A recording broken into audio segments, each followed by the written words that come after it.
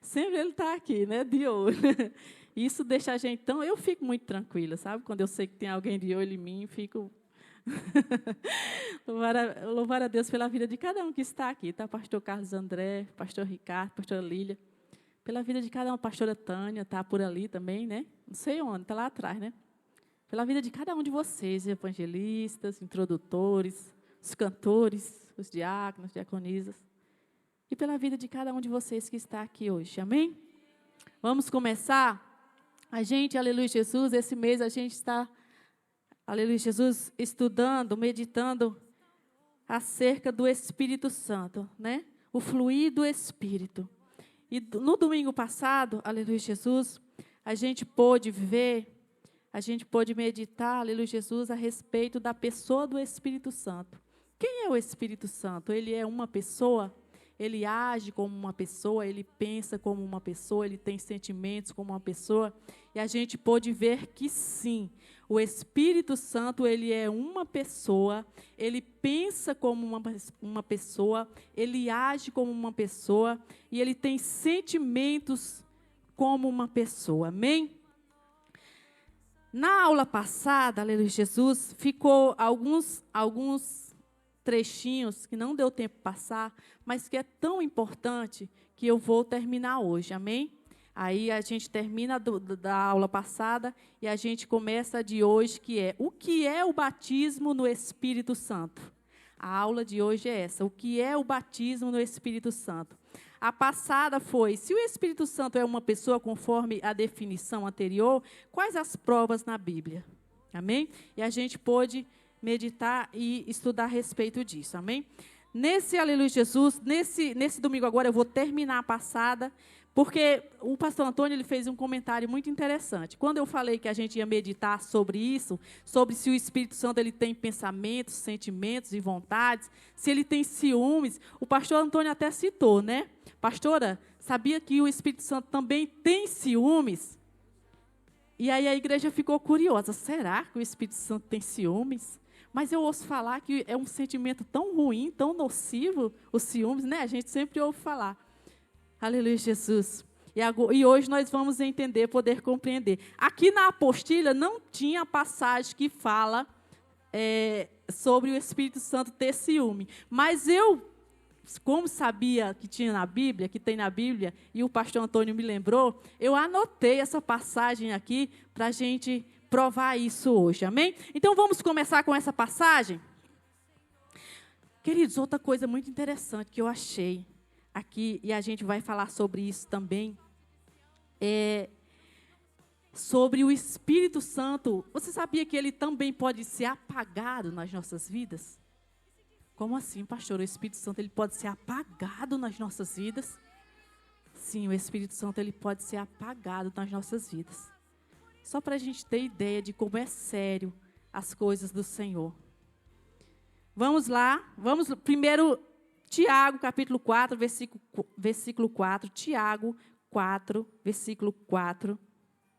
Vamos ver o que o Espírito Santo fala, aleluia, Jesus, a respeito de ter ciúme. Glória a Deus. Adúlteros, vocês não sabem que a amizade com o mundo é inimizade com Deus? Quem quer ser amigo do mundo, faz-se inimigo de Deus. Próximo. Ou vocês acham que é sem razão que as Escrituras diz que o Espírito que Ele fez habitar em nós tem fortes ciúmes? Ele tem ou não tem ciúmes de nós? Aí aqui o apóstolo, ele começa falando, adúlteros. Que palavra forte, né, queridos? Adúlteros. Quando a gente pensa nessa palavra, logo a gente lembra de uma traição conjugal entre marido e mulher. Eu não sei se todos vocês, aleluia Jesus, ou alguns de vocês já experimentaram isso. Ou uma traição no casamento, ou uma traição numa amizade, né, num vínculo, ou na empresa, numa sociedade, mas é muito ruim, não é? Quem já passou por esse tipo de situação é terrível, Porque a gente confia plenamente naquela pessoa. E uma vez que a gente é traído, e pense numa coisa que a gente tem que ter cuidado, porque é quase impossível de recuperar, é a confiança.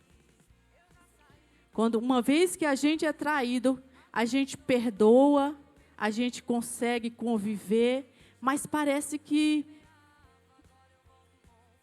não é mais a mesma coisa. Só o Espírito Santo mesmo para implantar, para restaurar essa confiança e essa comunhão em cada um de nós.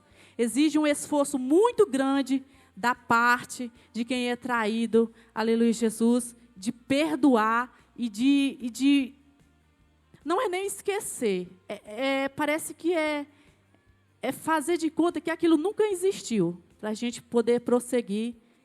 E é assim que o Espírito Santo ele age nas nossas vidas. Por que o apóstolo ele diz adúlteros? Né?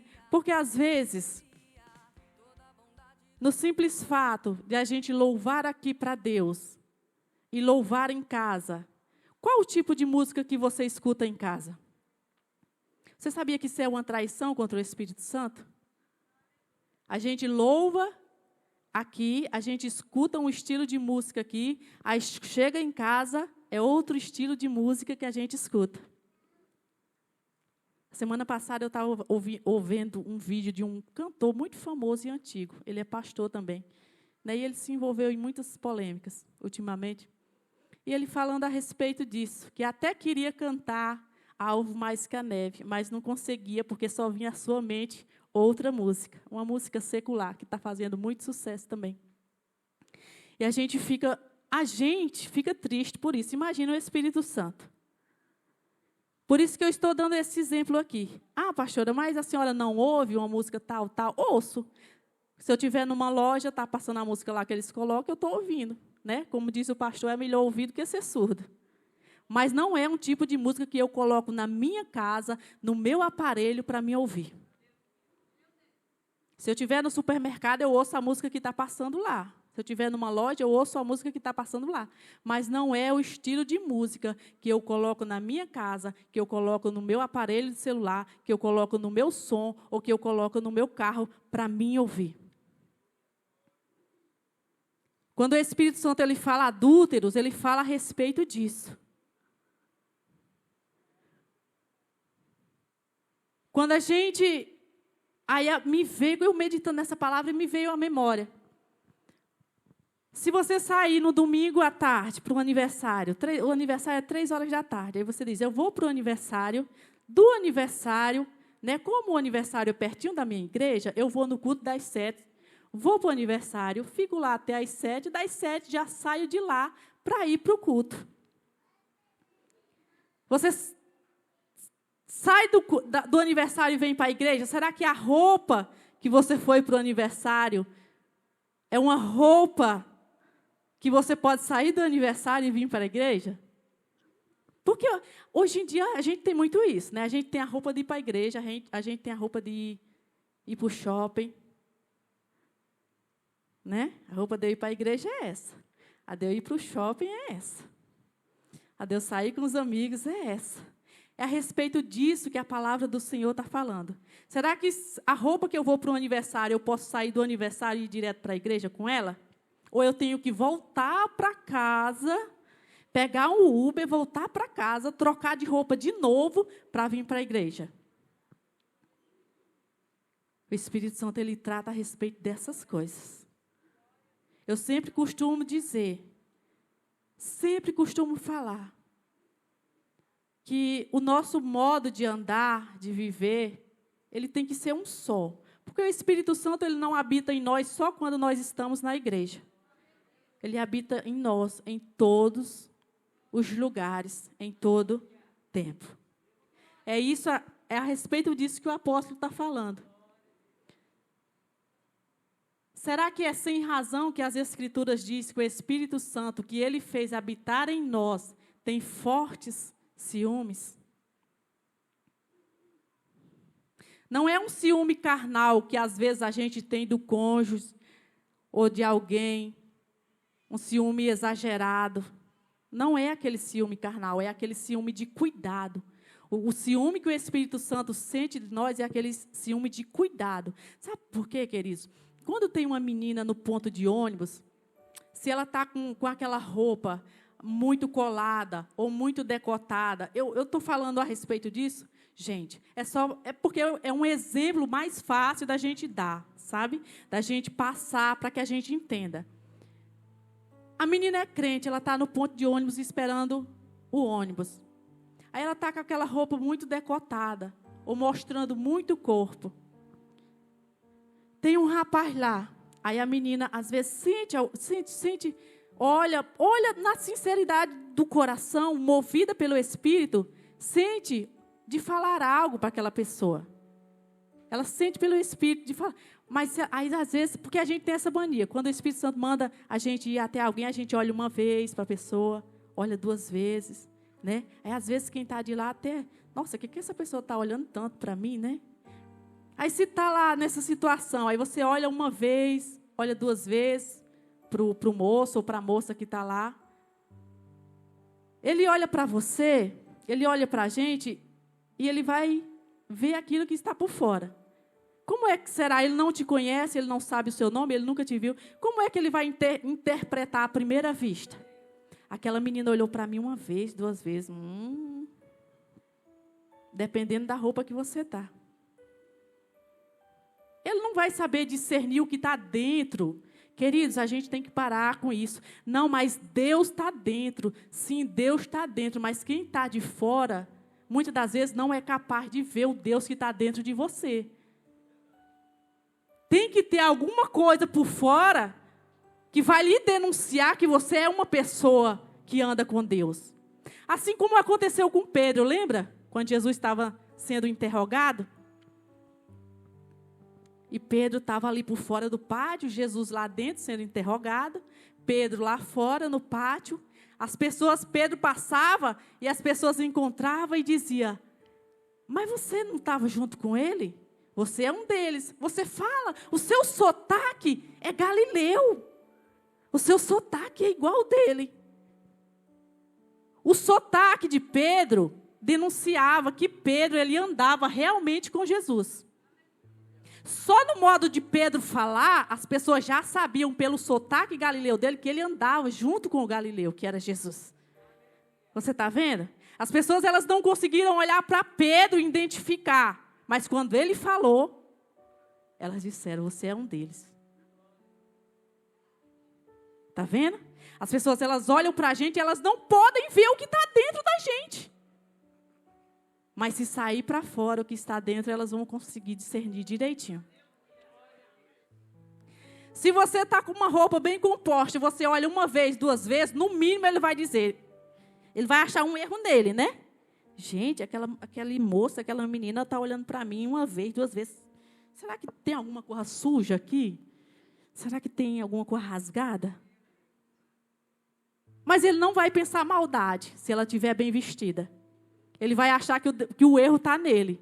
Será que está sujo aqui meu olho? A menina olhou 2 vezes. Será que minha roupa está rasgada? Mas se a menina tiver com uma roupa indecente, ele vai olhar e dizer o quê? Olhou para mim 2 vezes, está querendo alguma coisa. Vai pensar mal de você. E o Espírito Santo, uma vez que ele habita dentro de você, ele não vai gostar. Ele não vai gostar que aquela outra pessoa está pensando mal de você. Está pensando maldade de você. É nesse sentido que a palavra diz que o Espírito Santo ele tem ciúmes de nós. O Espírito Santo que habita em nós, ele não gosta que ninguém olhe para nós com maldade, com malícia. Ele não gosta. Você tira, por exemplo, quando você vê alguém falando mal de uma pessoa que você sabe que é crente mesmo. E a pessoa, por maldade, fala mal, dói, não dói? Dói na gente. Eu fico assim, cheia de falha. Imagino você aí. Então, o Espírito Santo é da mesma forma, amém? É nesse sentido que ele fala, que ele tem ciúmes de nós. Uma vez, eu vou falar bem rapidinho para a gente caminhar. Uma vez, estava em um determinado lugar, né? Várias pessoas, cada uma de uma religião, né? E tinha também lá o crente, o pastor crente. tinha todos os representantes de todas as religiões lá. E tinha também o representante de Deus. E cada um dando uma palestra, cada um falando um pouco do Espírito que habitava nele. Aí um chegava e dizia, o Espírito que habita em mim, ele faz isso, isso, isso, ele tem isso, isso, isso. Aí o outro, não, e o Espírito que habita em mim, ele faz isso, isso, isso, tem isso, isso, isso. Aí chegou a vez do pastor. Ele disse, olha, gente, o Espírito que habita em mim, ele faz muitas coisas, ele tem muitas características. Mas a mais forte nele é que ele é um espírito muito ciumento. E aonde ele está, ele não aceita nenhum outro espírito. Disse que foi gente caindo. Foi espírito derrubando gente, espírito saindo, correndo. Porque o pastor disse, olha, o espírito que habita em mim, ele tem muitas características. E uma das mais fortes ele é extremamente ciumento. E ele não suporta, em um lugar que ele esteja nenhum outro espírito. Está entendendo? Aleluia, Jesus. Vamos lá para 1 Tessalonicenses, capítulo 5, versículo 19. Que fala sobre o Espírito Santo ser apagado. Pastora, tem essa possibilidade, dependendo como eu ajo, dependendo como eu me comporto, o estilo de vida que eu levo, será que é possível que o Espírito Santo seja apagado na minha vida? Sim, sim. Dependendo do que eu faço, do que eu falo, de como eu me comporto, não só aqui, porque em 1h30 ou 2 de culto, todo mundo pode se manter. Mas fala mais a respeito da nossa vida lá fora. E não é ser uma pessoa perfeita, queridos. Não. Todos nós, somos imperfeitos e estamos suscetíveis a erros, a falhas. 1 Tessalonicenses, capítulo 5, versículo 19.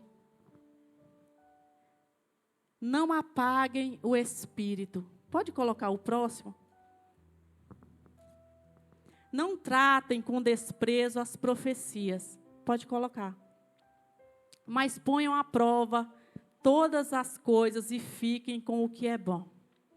Você pode colocar um versículo anterior lá? Sobre não apaguem o espírito. Coloca o versículo anterior, por favor. Deem graças em todas as coisas, em todas as circunstâncias, pois esta é a vontade de Deus para vocês em Cristo Jesus. Aí o próximo diz, não apaguem o Espírito Santo que habita em vocês. Analisem todas as profecias. Você sabe, aleluia, Jesus, que muitas das vezes a gente não recebe algo que o Senhor quer nos entregar, porque a gente analisa o profeta e não a profecia. Você sabe que muitas das vezes Deus tem algo extraordinário para a gente, para nos entregar. Mas porque sai da boca de uma pessoa que você julga não ser ou não ter, você não recebe. Por isso que a palavra está dizendo, não julgue o profeta, julgue a profecia. Prove a profecia, ela está segundo a palavra e cabe na sua situação atual, então receba. Aconteceu uma vez, uma pessoa que queria falar com um pastor.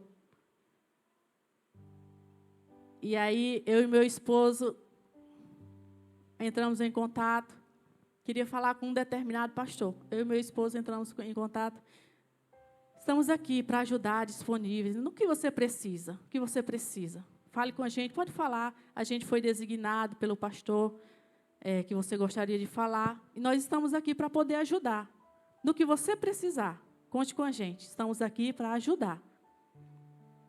E a pessoa falou, eu estou passando por dificuldades financeira, tal.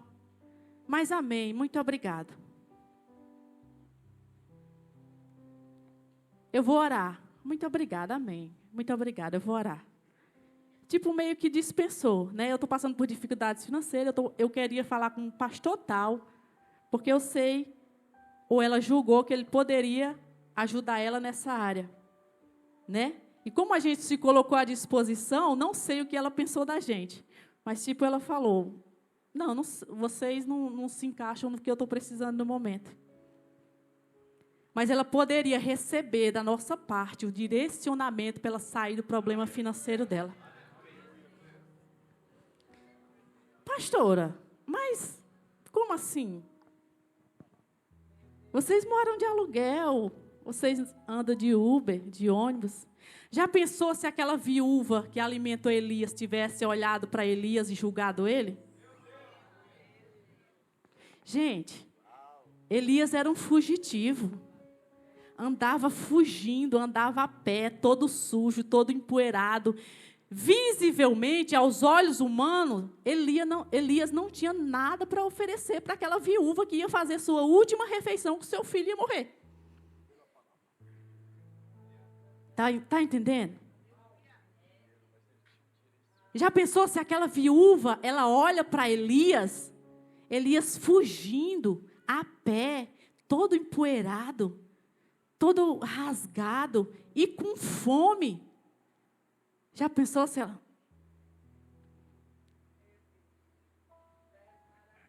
Aleluia. Mas ela não olhou para Elias. Ela olhou para aquilo que saiu da boca dele. Elias disse, faça e me dê primeiro, e depois faça para você e para o seu filho. A necessidade daquela viúva, ela foi suprida para o resto da vida dela. Aleluia. Ela recebeu de Elias, daquele que não tinha nada, aparentemente, aquele que andava a pé, fugindo. Não tinha nem sequer um pão na sua mochila para comer. Mas ela recebeu da parte dele o direcionamento. Um direcionamento para a vida dela. E nunca mais aquela viúva, ela teve escassez de nada. Por isso que a Bíblia ela nos ensina mesmo, quando a gente observa os detalhes, por isso que o Espírito Santo ele nos ensina mesmo. Quando a gente observa os detalhes, a gente é bem-sucedido. A viúva ela não olhou para a situação de Elias, mas ela analisou a profecia que saiu dos lábios dele. Amém?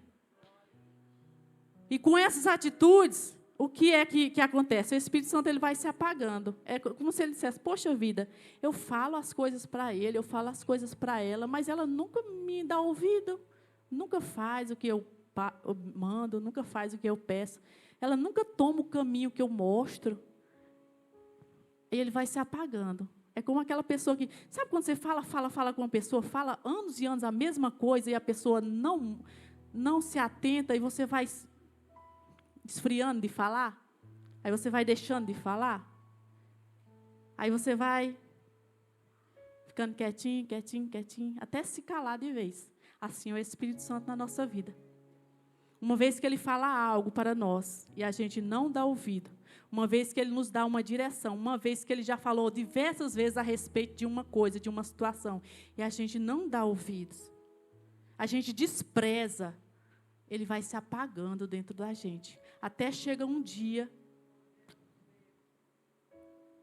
Por isso que a gente tem que ter muito cuidado, queridos. E eu friso mais uma vez, eu não estou falando a respeito de ser perfeito, porque às vezes realmente o Espírito Santo fala e a gente teima e faz. Mas depois, cai a ficha na gente, poxa vida. A gente mesmo fica triste, quando o Espírito Santo fala e a gente não faz.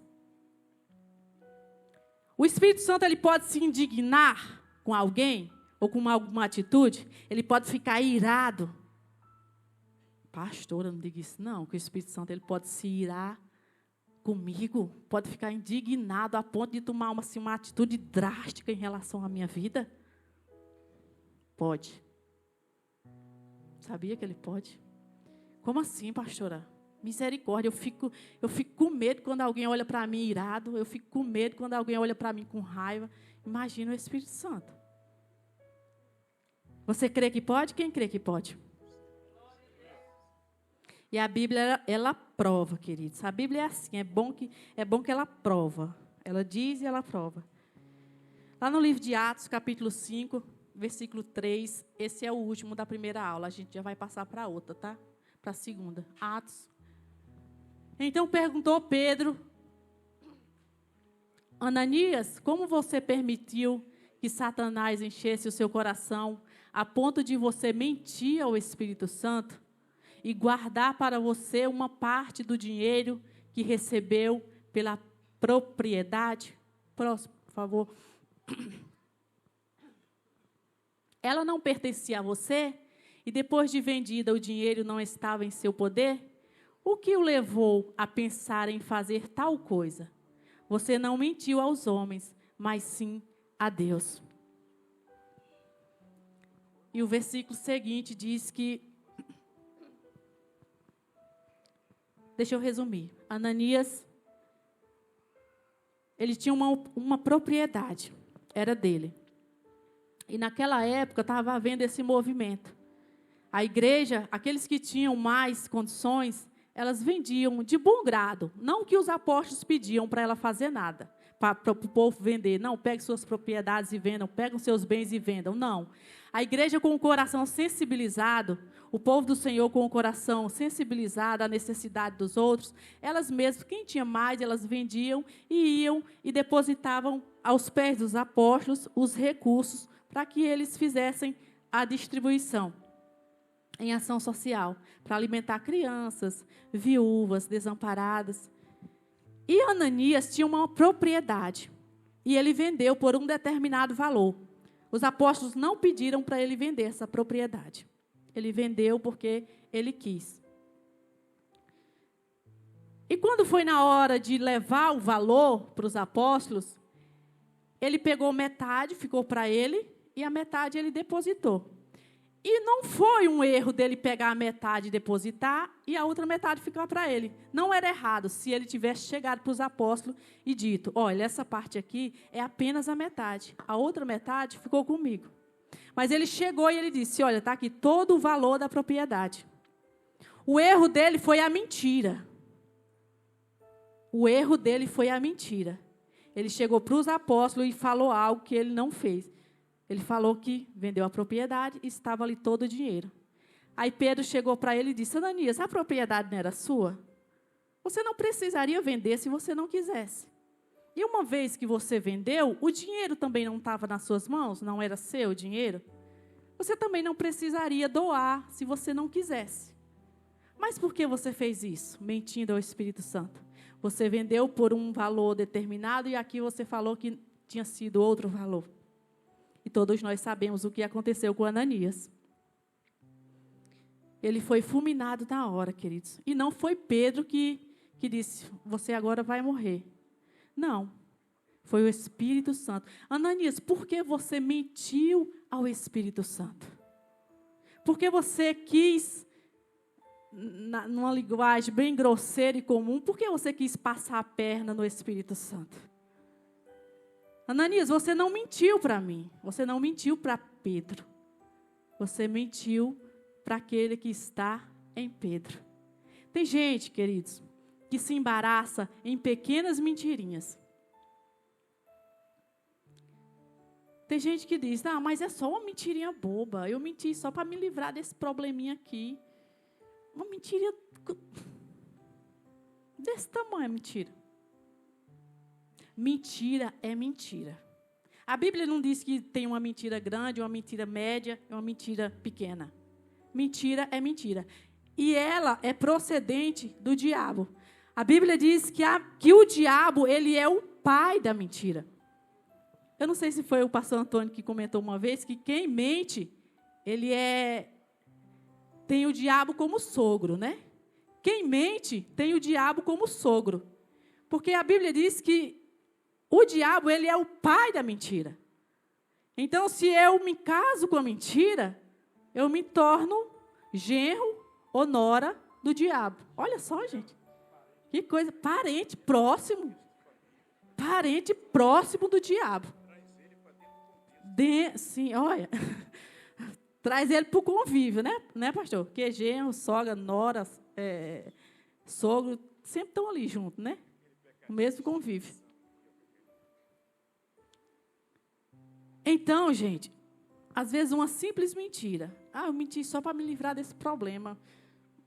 Não minta, gente. É muito melhor você enfrentar alguém. Porque eu penso, não sei se é assim. Se uma pessoa, ela mente uma mentirinha para se livrar de um probleminha, ela não mentiria para se livrar de um problema maior?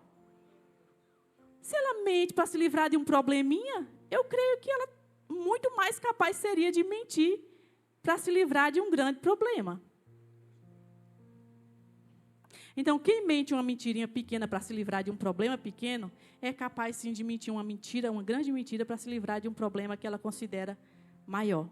Então, a mentira é algo que também entristece muito o Espírito Santo. Pastora, muito, muito. Pastora, graça e paz, um bom dia a todos, amém? Nesse ponto tão importante deste ensinamento que está sendo ministrado em nossa vida, observamos umas raízes quase não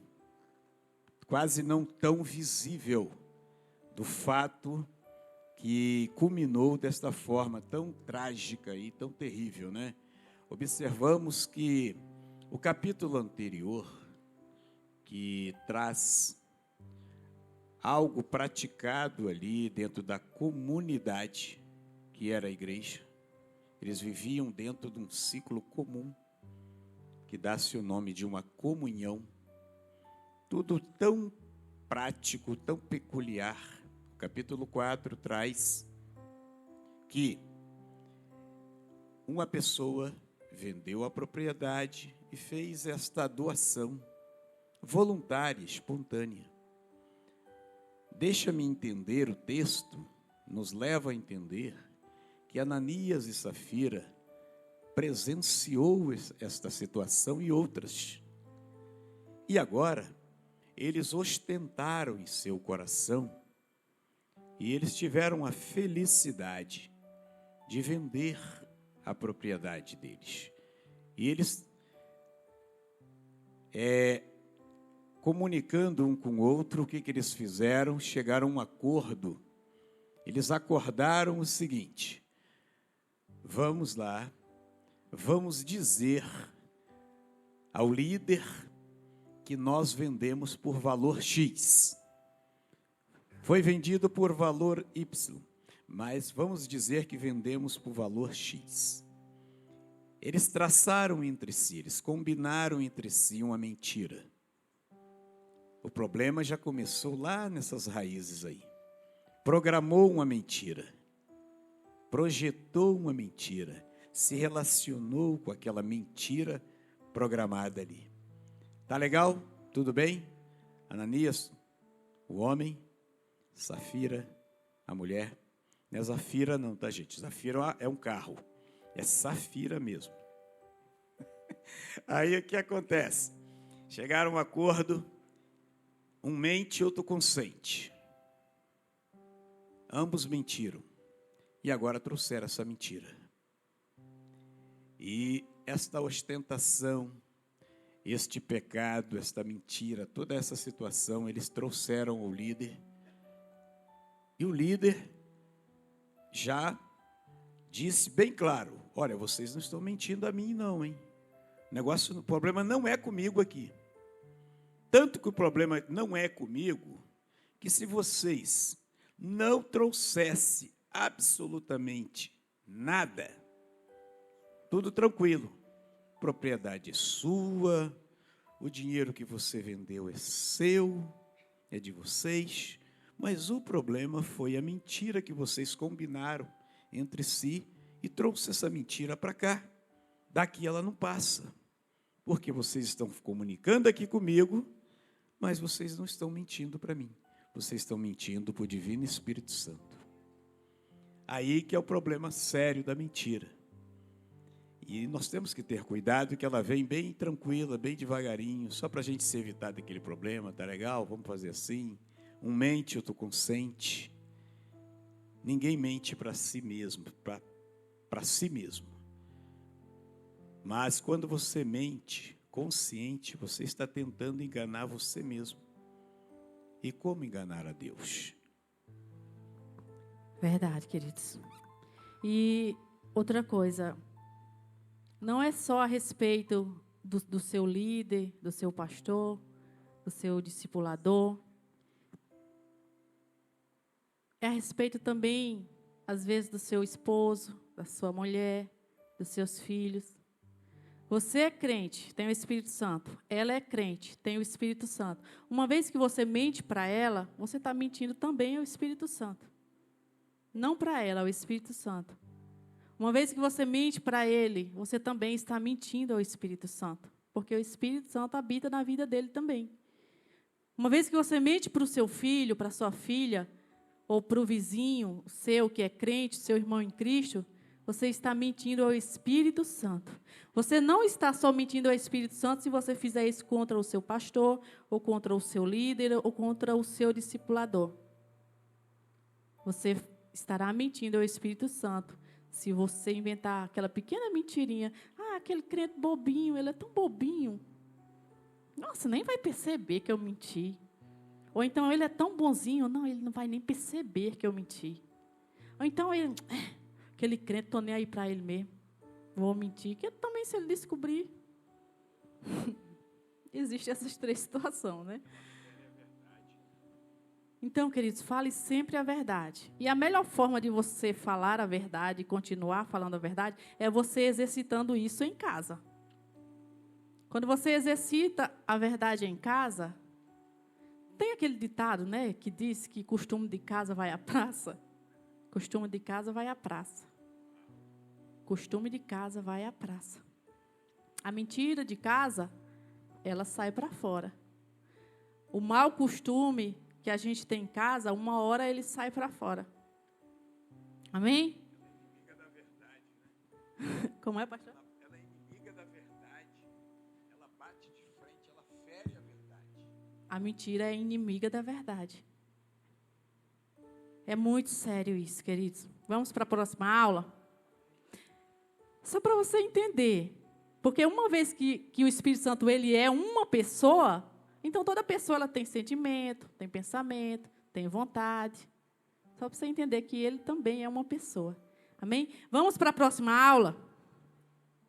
A próxima aula diz: o que é o batismo no Espírito Santo? Pastora, eu sempre tive curiosidade. Gente, quando der a hora, vocês podem levantar a plaquinha aí, viu? Que eu fico muito focada aqui. O que é o batismo no Espírito Santo? Pastor, o que é o batismo no Espírito Santo? O Espírito Santo, agora eu já sei que ele é uma pessoa, né, que ele pensa, que ele sente. Mas o que é o batismo nele? A Bíblia diz que o batismo no Espírito Santo é o revestimento de poder. É um revestimento de poder. Uma vez que você aceita Jesus, que você batizou, você recebeu o Espírito Santo. E o revestimento é o quê? Quando você é batizado no Espírito, quando você recebe aquele batismo no Espírito, não o batismo nas águas. Deixa eu ler aqui tudo para você entender. O batismo no Espírito Santo é o revestimento de poder ou plenitude do Espírito Santo. É uma experiência distinta e subsequente à salvação. Na salvação, o crente recebe a habitação do Espírito Santo. No batismo com o Espírito Santo, recebe-se o revestimento de poder ou plenitude do Espírito Santo. Entendeu? Aceitou Jesus, batizou, você se torna morada do Espírito Santo. Ele vem e começa a morar dentro de você. Mas o batismo no Espírito Santo é diferente. É um revestimento, é um algo a mais. Aquele algo que te capacita a vencer. É como se eu tivesse com essa roupa aqui. Funciona assim. Aceitou Jesus, batizou, se vestiu da salvação. Aceitou Jesus, batizou nas águas, você está vestido com a salvação. Eu aceitei Jesus, batizei nas águas, estou vestida com a salvação. O revestimento, que é o batismo com o Espírito Santo, é como se você tivesse com um casaco aí. Você está vestida. Aí você está com um casaco de frio.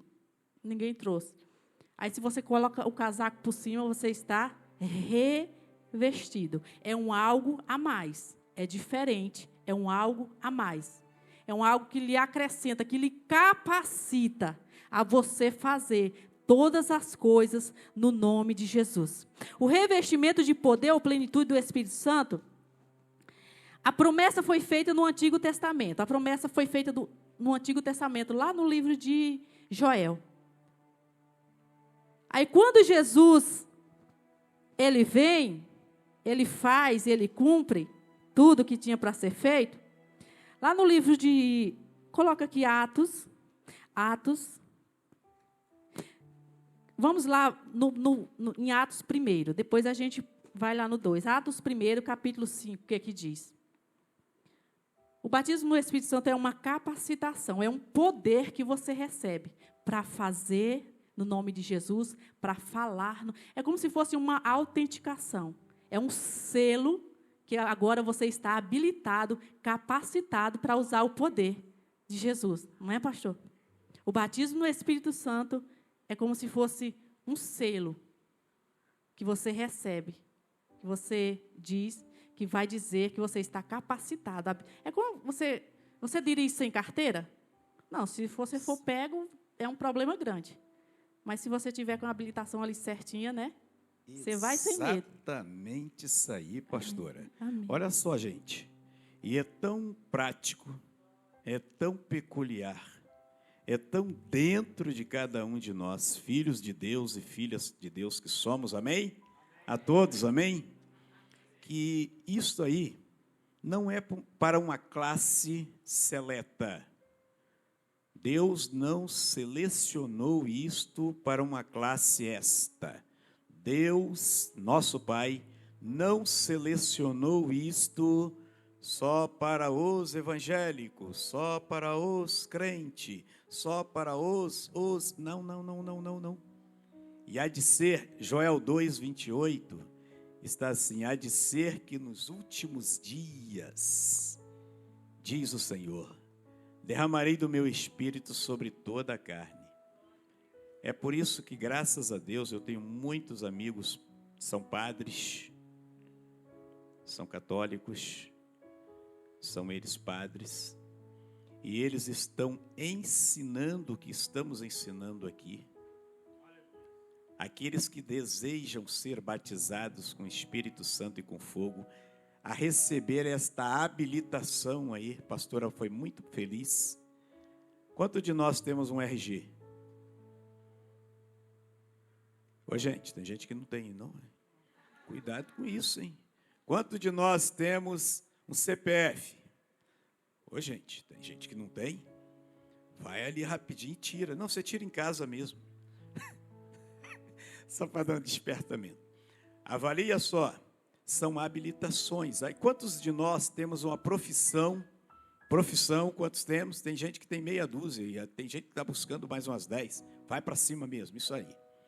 Essa habilitação aí, esse selo, esse carimbo, que te legaliza, que te habilita e te legaliza. É isso que o Divino Espírito Santo quer que entendamos.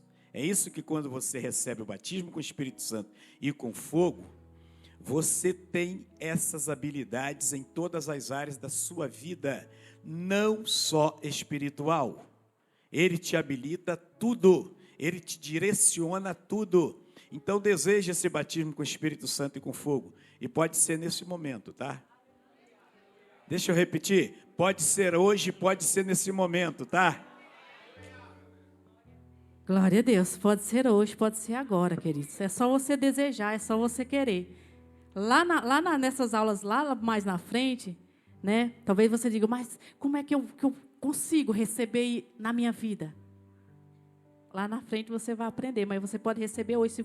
Uma coisa eu digo, a primeira coisa, e é a mais importante, para você receber esse batismo no Espírito Santo, é você querer muito. Então você já está sabendo. Se você quiser muito, se você desejar muito, vai ser hoje, em nome de Jesus. Vai ser hoje. Pois João batizou com água, mas dentro de poucos dias vocês serão batizados com o Espírito Santo. João, ele batizava com água, fazia aquele batismo. A pessoa aceitava Jesus, João estava lá no Jordão já, pronto, batizava com água. Mas aí aqui ele diz, eu batizo vocês com água, mas depois de mim virá outro que é muito mais poderoso que eu. Ele estava falando de Jesus. E esse vos batizará com o Espírito Santo. Nós, humanos, nós não temos a capacidade e o poder de batizar com você com o Espírito Santo. Nós batizamos nas águas. Mas o Espírito Santo, o único que pode fazer na sua vida, de fazer com que você receba o batismo, é o próprio Jesus. Uma vez que você aceita que você tem muita sede, e aí acontece. Lá no livro de Atos, capítulo 2, essa passagem é bem famosa, e eu sei que você conhece já, Atos capítulo 2, que foi ali onde as pessoas foram, de fato, batizadas com o Espírito Santo e com fogo. Pastora, mas o batismo com o Espírito Santo é só aquele movimento que a gente vê? As pessoas, elas falam em línguas, elas profetizam, elas pulam, né, elas dão cabalhotas, é só aquilo? Porque se for só aquilo, pastora, eu não me interesso, não.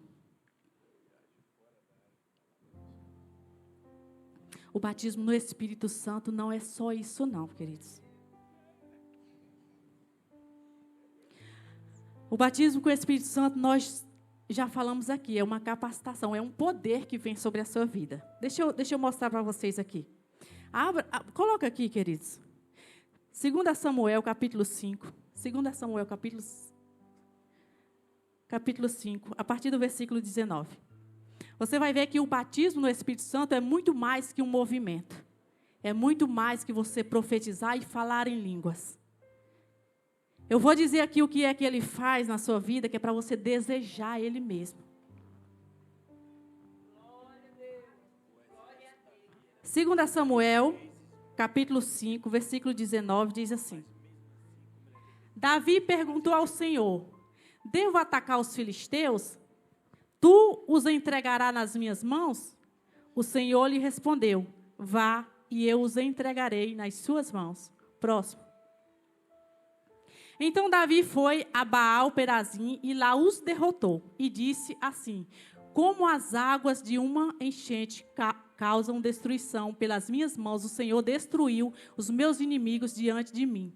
Então aquele lugar passou a ser chamado Baal-Perazim.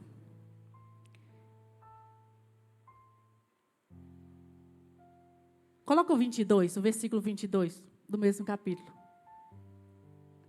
Versículo 22, 23 e o 25, a gente vai ler.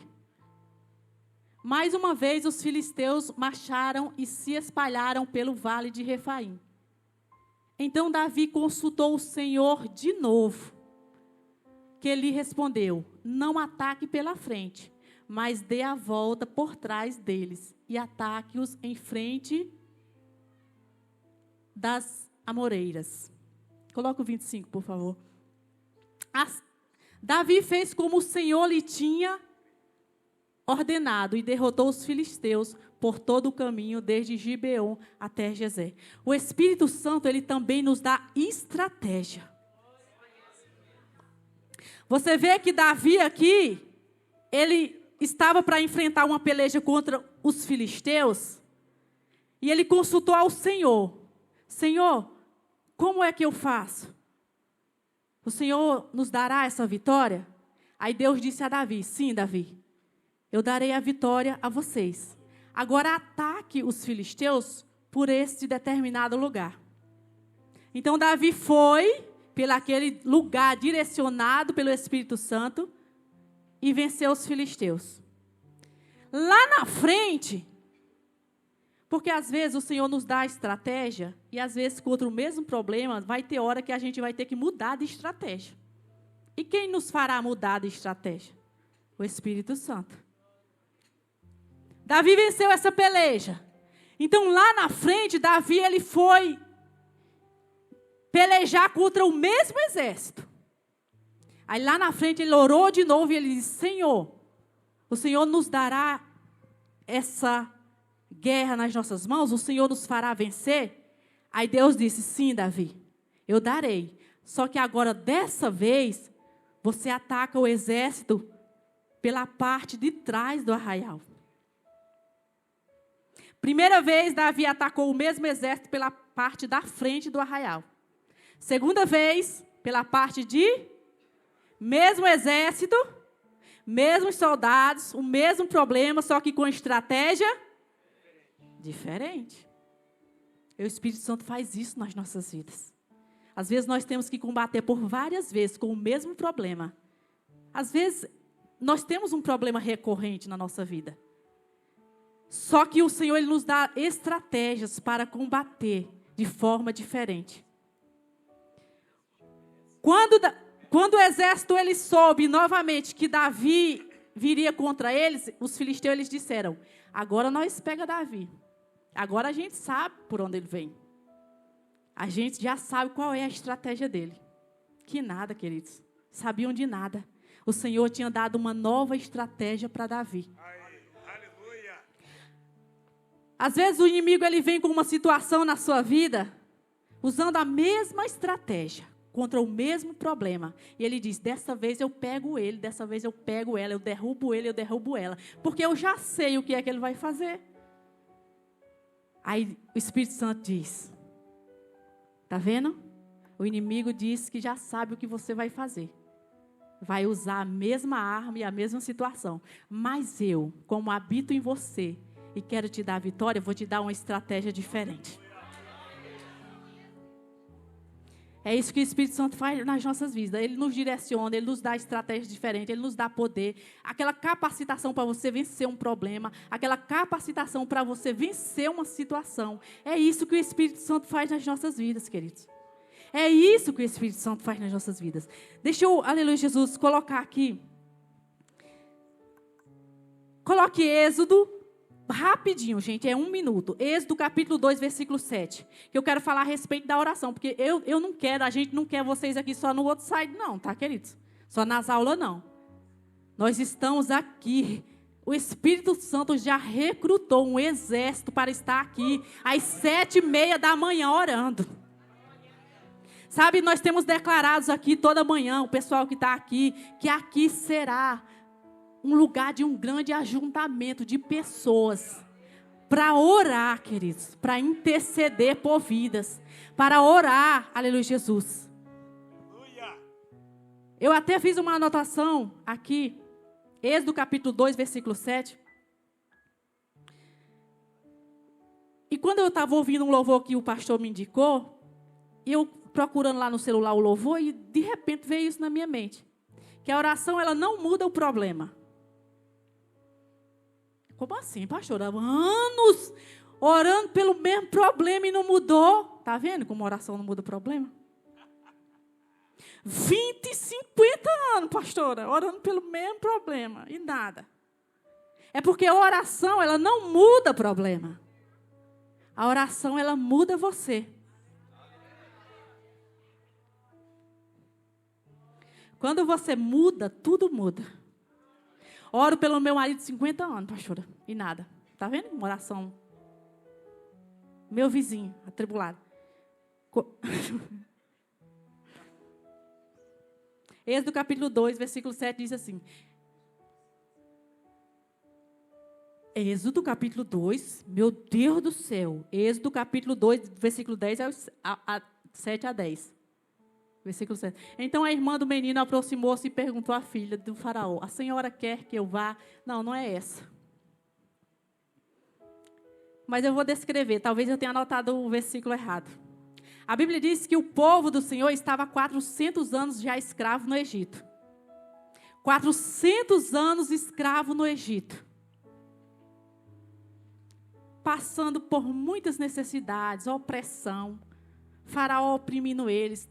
Tome trabalho, trabalho. O povo comia mal, o povo passava mal, o povo já não aguentava mais, o povo já não dormia mais, porque dormia tarde e tinha que acordar cedo para ir trabalhar. O povo vivia numa situação terrível. 400 anos já. Mas aí, uma vez, se levantou alguém que se lembrou da promessa que o Senhor havia feito. Eles passariam 400 anos e depois o Senhor levantaria alguém para libertá-los. E essa pessoa, ela começou Deus mudou o Egito? Deus mudou o Egito quando aquele povo se levantou para orar? O Egito continuou tudo igual. O que foi que Deus fez? Deus mudou o povo. O Egito continuou tudo como era antes, mas Deus tirou o povo do Egito. Você está vendo? A oração, talvez a sua oração não está mudando a situação, o problema.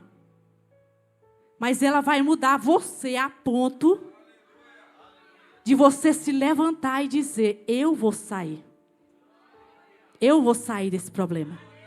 A oração, eles oraram por cerca de mais 30 anos e a oração deles nunca mudou o Egito. Mas a oração moveu eles com aquele desejo ardente de sair, de crer na promessa que o Senhor havia feito de tirar eles do Egito. E eles oraram, crendo, e começaram a se mover. Fizeram aquele grande movimento e o Senhor levantou Moisés e colocou Moisés como líder e tirou todos eles do Egito, daquela terra de opressão, daquela terra de escassez. Talvez seja isso que você está precisando, queridos. Talvez você orou e Deus não mudou o problema. Então é porque Deus está querendo te mudar. E Ele fará isso a partir do momento em que se você levantar, determinado a orar ao Senhor, a invocar o nome do Senhor. Então desde já eu convido a você a não vir só para o outro site, não vir só para a aula, mas para estar aqui com a gente a partir das 7h30 da manhã. Gente, sinceramente eu chego e eu me ajoelho e eu oro até o final da oração. E se eu sair ali na porta e vier um leão contra mim, coitado dele. A gente sai daqui, queridos, cheio de poder. Menino, se você sair daqui, você orar 1 hora de joelho aqui, você sair daqui, e quando você for atravessando a avenida, vier um leão contra a sua vida, você faz igual Davi fez com ele. Imagina um problema. Se vier um filisteu, um incircunciso, um enviado do capeta, do diabo contra a sua vida, você pega ele, queridos, coitado dele. Coitado dele. Isso é o que acontece quando você passa 1 hora de joelho aqui orando. Você não acredita? Venha. Eu lhe desafio. Eu não lhe convido, não. Eu vou fazer um desafio agora. Eu lhe desafio a você estar aqui 7h30 da manhã. E orar até as 8h30 da manhã. E você sair daqui da mesma forma que você entrou. E você sair daqui medroso, ansioso, angustiado, temeroso. Duvido. Eu duvido. Pelo Espírito Santo eu falo isso. É um desafio que eu faço a você, igreja. Amém? Se coloque de pé. Pastora, num minuto só, deixa eu apenas dar um reforço na parte final dita por ela, com a experiência ocorrida na minha vida. Enquanto ela falava aqui, eu lembrava que morei 23 anos no mesmo espaço, no mesmo lugar. E acredito que entre nós aqui tem alguns que já teve problema com o vizinho, com o parente. O vizinho é o parente